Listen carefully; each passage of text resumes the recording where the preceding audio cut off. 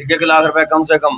किसी का 30,000, किसी का 40,000, 60,000, 70,000, किसी का 20,000, जितना अकाउंट था सारा साफ कर पा रहे हैं उसी एक्सिस बैंक के एटीएम से, जहां पर पहले भी 2 बार ठगी हो चुकी है और आज एक बार फिर से तीसरी बार इस एटीएम के अंदर लोगों के साथ ठगी हो गई है। और यह करनाल के अंदर अकेला ऐसा एटीएम नहीं है जहां पर ठगी हुई है। इससे पहले भी फूसगढ़ रोड पर एक एटीएम है, वो भी एक्सिस बैंक का ही एटीएम है।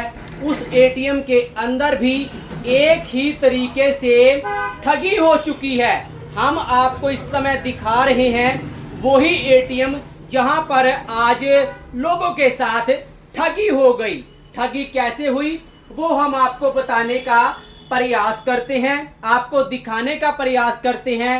दरअसल जब कोई व्यक्ति अपना एटीएम कार्ड इस ब्लॉक के अंदर, इस होल के अंदर डालता है तो एटीएम कार्ड अंदर ही लॉक हो जाता है और उसके बाद कस्टमर परेशान हो जाता है क्योंकि एटीएम कार्ड बाहर नहीं आ पाता।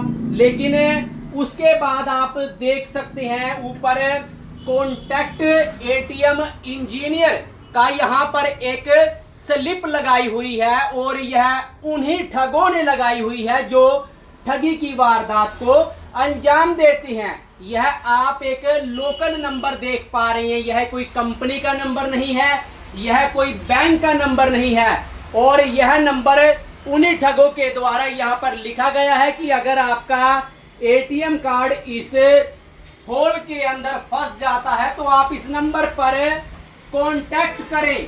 जैसे ही लोग इस नंबर पर कांटेक्ट करते हैं और उनको अपनी समस्या बताते हैं तो उसके बाद सामने से रिप्लाई यही आता है कि आप घबराएं नहीं, आप आधे घंटे के बाद आएं, उसके बाद आपको यह एटीएम दे दिया जाएगा निकाल कर। लेकिन जब घर जाने के लिए जब लोग तैयार होते हैं, यहाँ से निकलने के लिए तैयार होते हैं, उसके बाद से ही उनके अकाउंट से पेमेंट कटनी शुरू हो जाती है। और ऐसी ठगी करनाल में कई बार हो चुकी है। एक बार फिर से हम आपको दिखाने का प्रयास करते हैं। चलता फिरता एरिया है, चलता फिरता इलाका है और इस चलते फिरते इलाके में ठगी हो जाती है। अब बात करते हैं कि आप इस तरीके की ठगी से कैसे बच सकते हैं।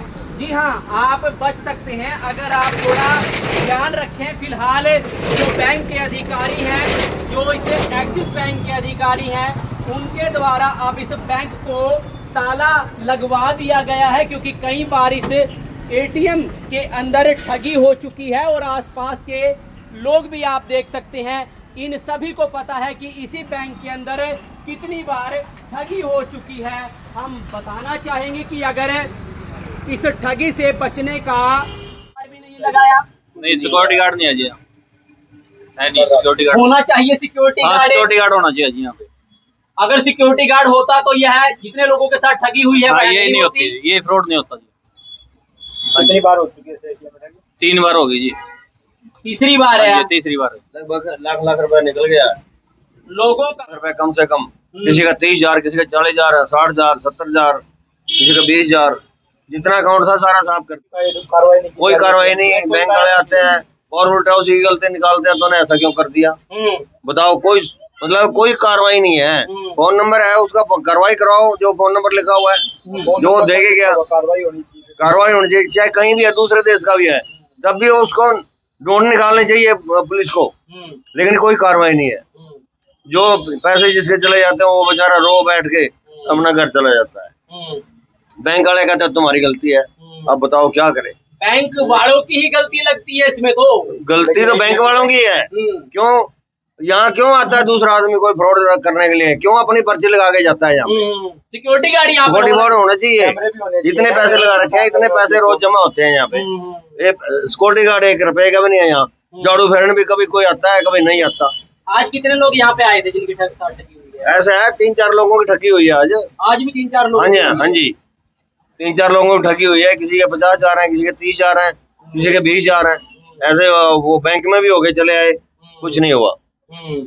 बिल्कुल नकली दे के और ओरिजिनल आदमी का लेके और पैसे निकाल लेता है, उसका कोड भी जान लेता है और पुलिस कंप्लेंट भी करते हैं और बैंक में भी जाते हैं, कहते हैं इसका कुछ नहीं हो सकता।